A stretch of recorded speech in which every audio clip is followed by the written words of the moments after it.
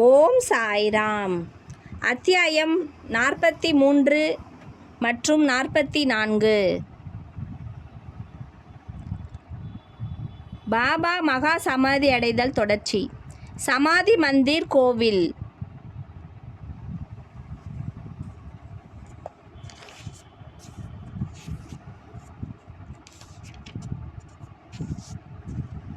பாபா விரைவில் காலமடைய போவதை அறிந்த அவர் பஷே என்பாரிடம் தம்மிடம் ராம விஜயத்தை படிக்கும்படி கட்டளையிட்டார். பஷே வாரம் ஒரு முறை அதை படித்தார். பின்னர் இரவும் பகலும் அதை படிக்கும்படி பாபா கேட்டுக்கொண்டார். அவர் 3 நாட்களில் 2வது பாராயணத்தை முடித்தார். இவ்வாறாக 11 நாட்கள் சென்றன. பின்னர் மீண்டும் 3 நாட்கள் படித்து களைப்படைந்து விட்டார். எனவே பாபா அவரை போக அனுமதித்துவிட்டு தாமே அமைதியாக இருந்து கொண்டார். தமது ஆத்ம போதத்திலே மூழ்கினவராய் தமது கடைசி வினாடிக்காக காத்திருந்தார்.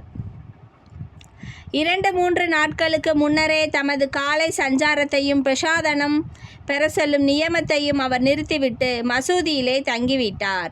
தமது இறுதி வினாடி வரை உணர்வுடன் இருந்து தமது அடியவர்களை மனமுடைய வேண்டாமென்று உபதேசித்து கொண்டிருந்தார். மசூதியில் தினதோறும் அவருடன் காகா சாஹேப் தீட்சித்தும் பூட்டியும் மதிய உணவு உண்டனர்.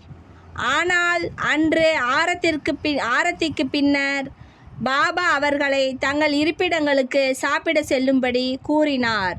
என்றாலும் லக்ஷ்மிபாய் சிண்டே, பாகோஜி சிண்டே, பயாஜி, லக்ஷ்மண் பாலா ஷிம்பி, நானா சாஹேப் நிமோன்கர் போன்றவர்கள் அங்கேயே இருந்து கொண்டனர். சாமா கீழே படிகளில் அமர்ந்திருந்தார். லக்ஷ்மிபாய் சிண்டேவுக்கு ரூபாய் 9 கொடுத்த பின்பு பாபா தமக்கு மசூதியில் சௌகரியமாய் இல்லை என்றும் பூட்டியினுடைய தகடி வாதாவுக்கு எடுத்து செல்லப்பட வேண்டும் என்றும் அங்கு தாம் நலமுற்று விடப்போவதாகவும் கூறினார். இக்கடைசி மொழிகளை உதிர்த்துவிட்டு பயாஜி கோதையின் மேனியில் சாய்ந்து கொண்டு உயிர் நீத்தார்.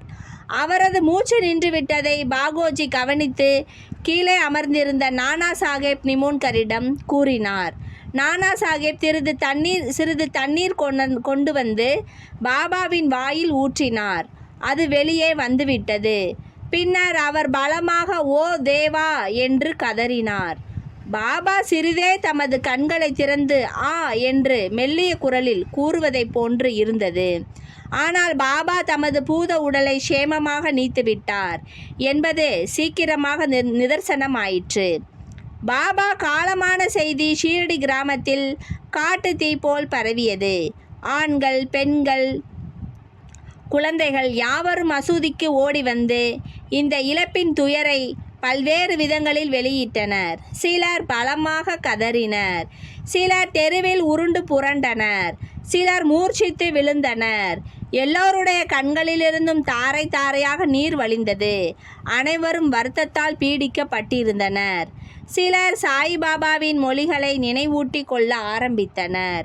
வரப்போகும் காலங்களில் தாம் ஒரு 8 வயது பையனாக தோன்றப்போவதாக மகாராஜ் சாய்பாபா தாம் பக்தர்களிடம் தெரிவித்ததாக சிலர் கூறினர்.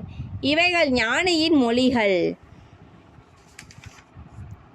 சாய்பாபாவுக்கு தமது பக்தர்களுடன் உண்டான தொடர்பு இந்த ஒரு தலைமுறைக்குரியது மட்டுமன்று.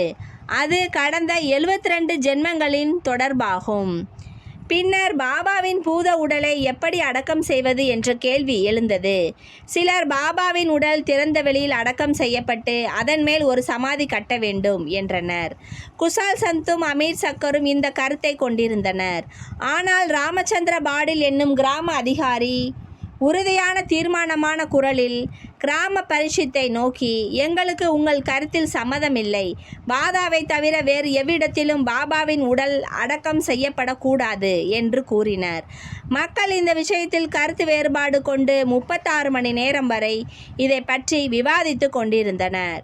புதன்கிழமை காலை பாபா லக்ஷ்மண் மாமா சோஷியின் கனவில் தோன்றி அவரை தம் அருகில் அழைத்து, சீக்கிரம் எழுந்திரு, பாபு சாஹேப் நான் இறந்து விட்டதாக நினைக்கிறார். எனவே அவர் வரமாட்டார். நீ வழிபாட்டை நடத்தி காலை ஆரத்தி செய் என்றார். லக்ஷ்மண் மாமா கிராம ஜோசியரும் சாமாவின் தாய் மாமனும் ஆவார். பாபாவை காலையில் வணங்கிய பின்னர் கிராம தெய்வங்களை வணங்கினர். காலை ஆரத்தியும் காண்பித்து சென்று விட்டார். பின்னர் மத்தியானம் பாபு சாஹேப் ஜோக் மற்ற எல்லோருடனும் வந்து வழக்கம் போல் மத்தியான ஆரத்தியை செய்தார். பாபாவின் இறுதி மொழிகளுக்கு கிராம மக்கள் உரிய மதிப்பு கொடுத்து அவர் தம் திருமேனியை பாதாவில் வைக்க முடிவு செய்து அதன் நடுப்பகுதியை தோண்ட துவங்கினார்கள். அடுத்த நாள் மாலை ரகதாவிலிருந்து சப் இன்ஸ்பெக்டரும் மற்ற இடங்களிலிருந்து மக்களும் வந்து எல்லோரும் கலந்து பேசி அம்முடிவை ஏற்றுக்கொண்டனர். புதன்கிழமை மாலை பாபாவின் திருமேனி ஊர்வலமாக எடுத்து செல்லப்பட்டு பாதாவுக்கு கொண்டு வரப்பட்டு உரிய சம்பிரதாயங்களுடன் முரளிதரின் மூலஸ்தானமாக ஒதுக்கப்பட்ட மத்திய இடத்தில் அடக்கம் செய்யப்பட்டது. உண்மையில் பாபா முரளிதர் ஆனார். எங்கே அவ்வளவு அதிகமான பக்தர்கள் அமைதியும் சாந்தியும் தேடி சென்று கொண்டிருக்கிறார்களோ அத்தகைய கோவிலாகவும் புனித ஆலயமாகவும் பாதா திகழத் தொடங்கியது. ஓம் சாய்ராம். ஜெய் சாய்ராம்.